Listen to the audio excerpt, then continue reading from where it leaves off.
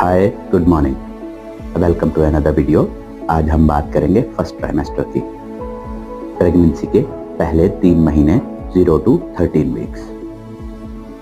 Pregnancy में आपकी first hospital visit तब होगी जब आपको पता चलेगा कि आप प्रेग्नेंट हैं। कंसेप्शन से लेकर एंड ऑफ 13 वीक्स, मतलब पहले 3 महीने को फर्स्ट ट्राइमेस्टर बोलते हैं। और इन 3 महीनों में mother's body is changing and rapidly developing. और दूसरा इसका फीचर ये होता है कि इस टाइम पीरियड में मदर्स बॉडी में हाई एस्ट्रोजन और प्रोजेस्टेरोन लेवल्स होते हैं। And secondly, baby is developing too. इस टाइम पीरियड का एक बहुत ही इंपॉर्टेंट और मैजिकल हाईलाइट है, दैट इज ऑर्गेनोजेनेसिस। ऑर्गेनोजेनेसिस मतलब बेबी के मेजर ऑर्गन सिस्टम्स पहले 3 महीने में डेवलप करते हैं। इसलिए ये पहले 3 महीने बेबी की डेवलपमेंट के लिए बहुत ही ज़्यादा क्रूशियल है। इस चीज़ में, इस टाइम पीरियड में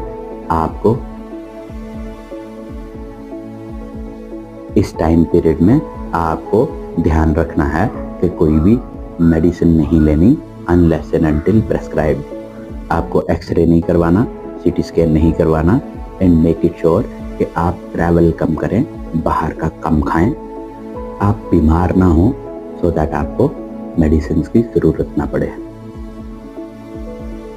एक और ज़रूरी चीज़ जो मैं यहाँ डिस्कस करना चाहता हूँ वो ये है कि जैसे ही आपको पता चलता है कि आप प्रेग्नेंट हैं, आप हॉस्पिटल विजिट करें, अपने डॉक्टर को दिखाएं, जो भी इन्वेस्टिगेशंस वो लिखेगा, राइट, वो इन्वेस्टिगेशंस करवाएं और एक फाइल बनाएं जिसमें आप सारे के सारे अपने मेडिकल डॉक्यूमेंट्स रखेंगे। इन मेडिकल रिकॉर्ड्स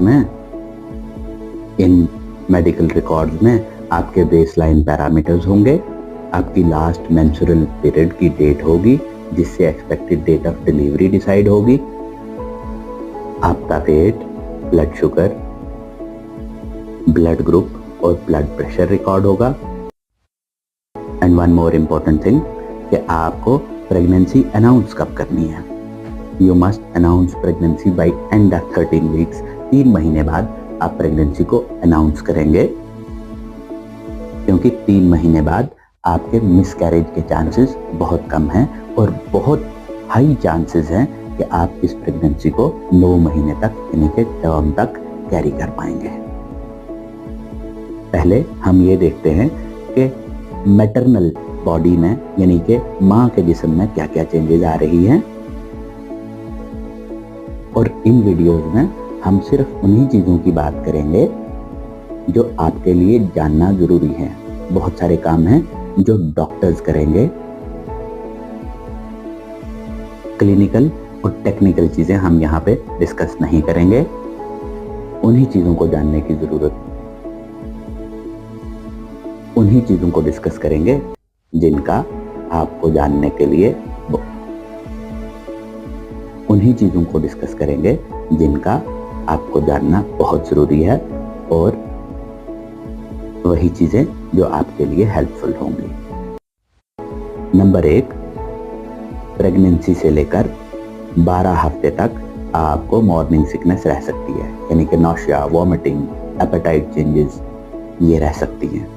आपको मूड चेंजेस रहेंगी, आपका डाइजेस्टिव प्रोसेस स्लो रहेगा और आपको थकान महसूस होगी। इसीलिए इस पीरियड को फीमेल को डिफाइन किया जाता है as moody, bloated and tired. और अनप्लेजेंट प्रेगनेंसी सिम्टम्स होंगे क्योंकि बॉडी में हाई एस्ट्रोजन है और प्रोजेस्टेरोन है। मॉर्निंग सिकनेस हम लास्ट वीडियो में उसकी प्रिवेंशन और ट्रीटमेंट दोनों डिस्कस कर चुके हैं। अगर अभी भी आप मॉर्निंग सिकनेस से जूझ रहे हैं तो आपको खाली पेट नहीं रहना है।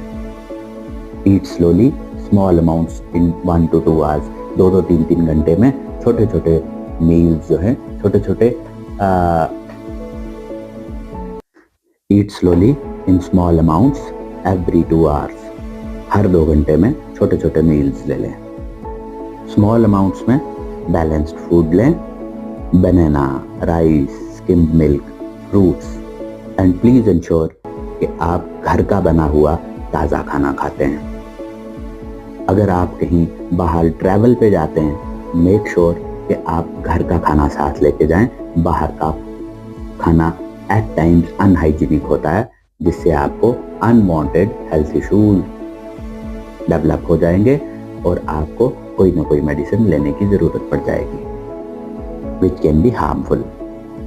मॉर्निंग सिकनेस को अवॉइड करने के लिए आप खाली पेट ना रहें। 2-2 घंटे बाद छोटे छोटे अमाउंट में खाना खाएं और आराम से चबा के खाएं। बैलेंस्ड फूड लें, स्मॉल क्वांटिटीज में। बनाना ले लें, राइस ले लें, स्किम्ड मिल्क ले लें, फ्रूट्स ले लें। जिंजर ऐड करें अपने फूड में। जिंजर मैदे के लिए अच्छा होता है। वो फूड्स और वो स्मेल्स जो आपके स्टोमक को अपसेट करती हैं, उनसे दूर रहें और खूब सारा पानी पिएं। Next important thing is cooking. अगर आपको मॉर्निंग सिकनेस के सिम्टम्स बहुत सीवियर हैं, आपको परसिस्टेंटली वॉमिटिंग हो रही है, आप कुछ खा नहीं पा रहे हैं और आपको वीकनेस बहुत ज़्यादा है, आप डिहाइड्रेट हो गए हैं, यू शुड अवॉइड किचन में जाना ही नहीं है अगर आपके लिए पॉसिबल है। आप फैन का इस्तेमाल करें। घर में और किचन में अच्छी वेंटिलेशन रखें ताकि किचन के फ्यूम्स ज़्यादा देर तक आपके घर के अंदर ना रहें और आपको बॉदर ना करें। कॉन्स्टिपेशन बॉडी में हाई प्रोजेस्टेरॉन लेवल की वजह से होती है। ये हमारे डाइजेस्टिव सिस्टम की मूवमेंट को स्लो करता है, या जब यूट्रस एनलार्ज होता है तो ये हमारे इंटेस्टाइन पे प्रेस करता है, जिसकी वजह से कॉन्स्टिपेशन हो सकती है।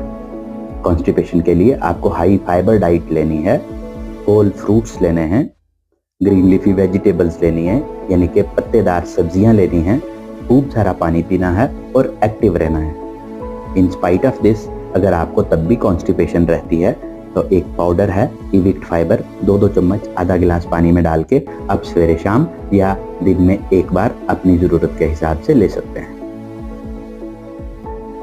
A very important part of our life that is exercise. आपकी हेल्थ के लिए और बेबी के लिए प्रेगनेंसी के एंटायर टाइम पे आपको लाइट एक्सरसाइजेज करनी चाहिए। योगा करना चाहिए, वॉक करना चाहिए, धूप में वॉक करना चाहिए, और जिस तरह की भी आपको गाइडेंस है या किसी ग्रुप में आप एक्सरसाइज कर सकते हैं, जैसे भी आपको फिजिबल है। एक्सरसाइज के फायदे एक बार पता चलेंगे, हम सारी जिंदगी एक्सरसाइज को नहीं छोड़ेंगे। एक्सरसाइज से हमारा मूड ठीक रहता है, हमें थकावट कम होती है, हमारे एनर्जी लेवल्स मेंटेन्ड रहते हैं। कुछ फीमेल्स में डिलीवरी के बाद डिप्रेशन हो जाता है। एक्सरसाइज अगर आप पहले से ही शुरू करेंगे, डिप्रेशन के पोस्टपार्टम डिप्रेशन के चांसेस बहुत कम हो जाते हैं। आपका blood sugar, blood pressure normal रहेगा और ये एक्सरसाइज आपको मदर की हेल्थ को प्रिजर्व करती है। Exercise preserves the health of mother after delivery. Pregnancy में मदर की बोन्स और उसके डिफरेंट टिश्यूज से न्यूट्रिएंट्स और मिनरल्स मोबिलाइज होते हैं for the growth of foetus, baby की ग्रोथ के लिए। बेबी की हड्डियां माँ की हड्डियों से बनती हैं, उसके सारे के सारे टिश्यूज माँ के टिश्यूज से बनते हैं। कुछ हद तक माँ की हेल्थ को असर पड़ता है बेबी की ग्रोथ से, जैसे हड्डियां कमजोर हो जाती हैं। जब आपकी हड्डियां कमजोर हो जाती हैं तो आपको सर्वाइकल पेन होने लगता है, हेडेक होने लगता है, बैक एक होने लगता है, डेंटल इश्यूज होने लगते हैं, सर के बाल झड़ते हैं, बालों की हेल्थ उतनी अच्छी नहीं रहती जितनी प्रेगनेंसी के पहले थी। एक्नी या चेहरे पे पिगमेंटेशन होने लगती है, आपके एब्डोमिनल वॉल के मसल्स लैक्स हो जाते हैं, जिसकी वजह से आपका पेट निकल जाता है, और पेल्विक मसल्स कमजोर हो जाते हैं। लेटर लाइफ में आफ्टर 50 इयर्स आपको यूट्राइन प्रोलैप्स हो सकता है और यूरिनरी इनकॉन्टिनेंस हो सकती है। चाइल्ड बर्थ मदर की हेल्थ पे एक असर छोड़ती ही है। और अगर आपको अपनी हेल्थ प्रिजर्व करनी है तो right at the beginning of pregnancy आपको एक्सरसाइज शुरू करनी चाहिए, अपनी डाइट अच्छी रखनी चाहिए, धूप में बैठना चाहिए और एक एक्टिव लाइफस्टाइल रखें। एक्सरसाइज करेंगे, एक्सरसाइज से आपके पेल्विक मसल्स, एब्डोमिनल मसल्स की टोन मेंटेन्ड रहेगी, वो टेंस रहेंगे, वीक नहीं होंगे, लैक्स नहीं होंगे।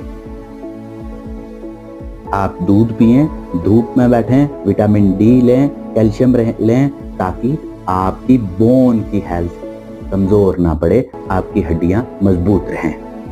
So exercise is extremely important for every